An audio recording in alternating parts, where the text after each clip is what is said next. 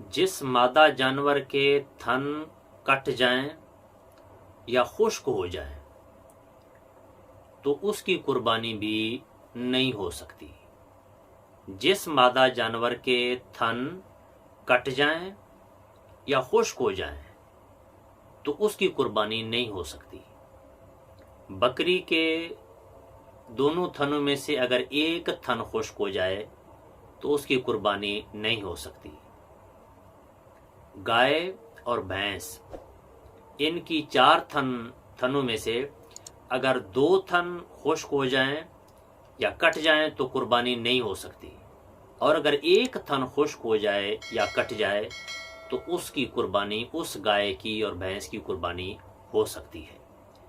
तो जिस गाय भैंस की 4 थनों में से एक थन नकारा हो जाए उसकी कुर्बानी हो सकती है, अगर 2 हो जाएं तो नहीं हो सकती।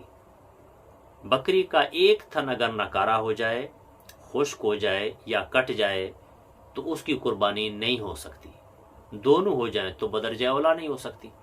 इसी तरह गाय और भैंस की अगर 4 थन नकारा हो जाएं या 3 नकारा हो जाएं तो उसकी तो बदरजा औला कुर्बानी नहीं होगी। और जिसकी 2 थनों में से, जिस तरह बकरी की 2 हैं, एक नकारा हो जाए तो नहीं होगी, दोनों नकारा हैं तो फिर तो मुतलकन ही नहीं होगी। और अगर गाय और भैंस में जिनकी 4 थने हैं उनमें से अगर एक नकारा हो जाए, 3 ठीक हैं, तो उसकी कुर्बानी हो सकती है। लेकिन अगर 4 में से 2 नकारा हैं, 2 ठीक हैं, तो फिर उसकी कुर्बानी उस गाय और भैंस की नहीं हो सकती।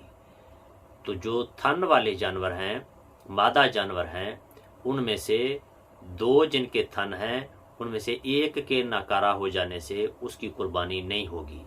जो 4 थनों वाले जानवर हैं उनमें से अगर 3 ठीक हैं, एक नकारा है तो हो जाएगी, और अगर 2 नकारा हो जाएंगे तो फिर उनकी कुर्बानी भी नहीं होगी। 2 से ज़्यादा नकारा हो जाएं फिर तो मुतलकन ही उसकी कुर्बानी नहीं हो सकती।